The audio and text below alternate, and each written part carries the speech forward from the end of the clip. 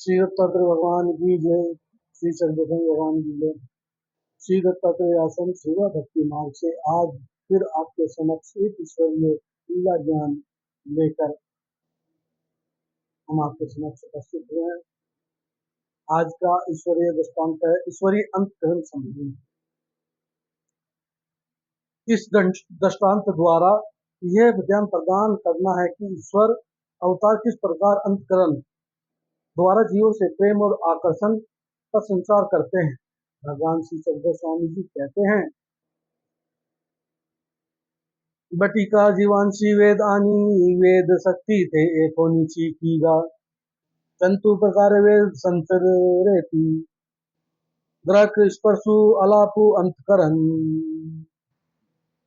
इसका अर्थ है जीवों को प्रेम तथा प्रेम शक्ति हम जैसे ईश्वर अवतारों से ही प्राप्त होता है। ईश्वर अवतार चार प्रकार के साधन द्वारा वेद का संचार करते हैं। दृष्टि, स्पर्श, संभाषण और अंतकरण। इन चार साधनों द्वारा ईश्वर अवतार दान देते। आज का लीला संबंध, एक बार दयांबा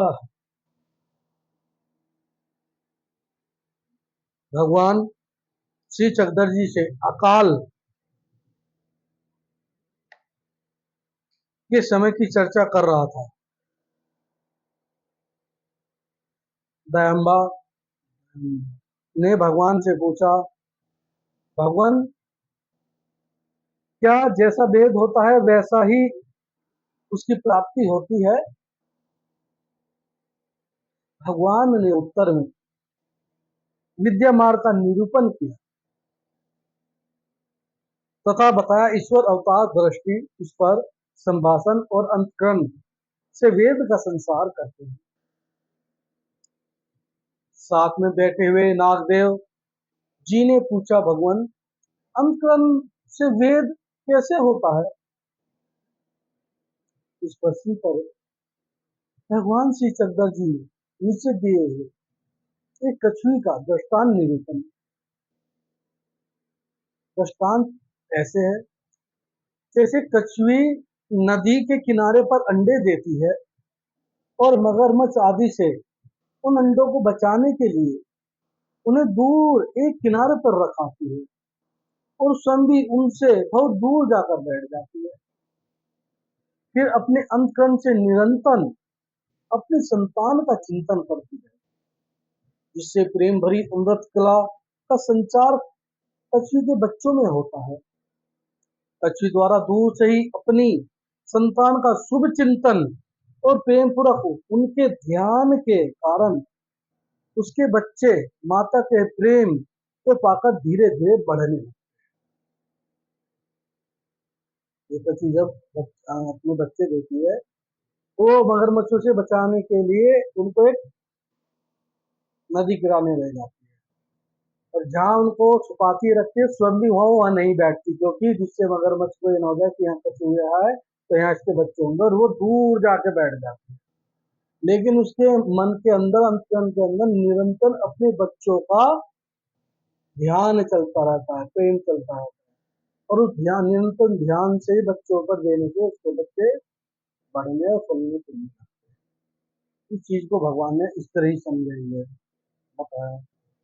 उद्देश्य यही है कि इसी प्रकार ईश्वर अवतार जब से दूर होते हुए जीव अपने अंतकरण द्वारा जिस प्राणी का चिंतन करते हैं उसे वेद का संचार होगा। इस वेद के संचार से जीव सुख का आनंद करता है, ईश्वर की ओर आकर्षित होता है, ईश्वर के नजदीक हो जाता है और ईश्वर अवतार की भक्ति में जुड़ जाता है। महदाईसा के प्रश्न के उत्तर में भी भगवान श्री चक्रधर स्वामी जी ने स्पष्टीकरण करते हुए बताया है कि देवता अवतार केवल दृष्टि द्वारा वेद का संचार करते हैं और ईश्वर अवतार दृष्टि, स्पर्श, संभाषण के अतिरिक्त अंतकरण द्वारा भी वेद का संचार करते हैं।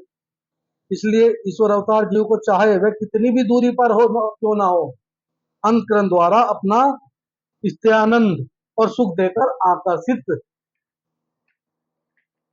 कर सकते हैं, क्योंकि वो ईश्वर अवतार है। और जबकि जो देवता अवतार है वो अपने समीप के जीवों को ही सुख दे सकते हैं, दूर बैठे जीवों को नहीं। दूरी पर स्थित जीवों को सुख नहीं दे सकते। इसके अलावा देवता अवतार केवल अपने जैसे मनुष्य को ही सुख दे सकते हैं। पशु पक्षी इत्यादि को अपना सुख आनंद प्रदान नहीं कर सकते। और ईश्वर अवतार पशु पक्षियों को भी वेद का संचार कर सकते हैं, क्योंकि ईश्वर अवतार ही एक ऐसी वस्तु वो है कि जो दूर से दुनिया में किसी भी स्थान पर कोई बैठा उसको अपना अंतरंग से उसको वेद वेद संचार कर सकते हैं, अपनी कृपा कर सकते हैं। देवता अवतार नहीं कर सकते। आचरण यही बनता है हमारा कि ईश्वर अवतार का सुगुणन अंतकरण से होना चाहिए, तभी ईश्वर की प्राप्ति होगी, तभी ईश्वर प्राप्ति के मार्ग पर उन्नति संभव है। ईश्वर अवतार से संबंधित जड़ और चेतन पदार्थों का श्रद्धा भक्ति प्रेम से युक्त होकर नमस्कार आदर सम्मान पूजा इत्यादि करना चाहिए। हमें अगर ईश्वर भक्ति का आनंद लेना है तो हमें सिमरन नित्यमित पाठ पूजा इत्यादि नियम पूर्वक हमें करनी चाहिए, क्योंकि एक ईश्वर अवतार ही मोक्ष प्रदान दे सकते हैं, न कि देवता अवतार। और ईश्वर अवतार अपने भक्तों को मोक्ष प्राप्त करते हैं, उनको भगवत प्राप्त कराते हैं, उनको अपना अंतरंग प्रेम दान प्राप्त कराते हैं।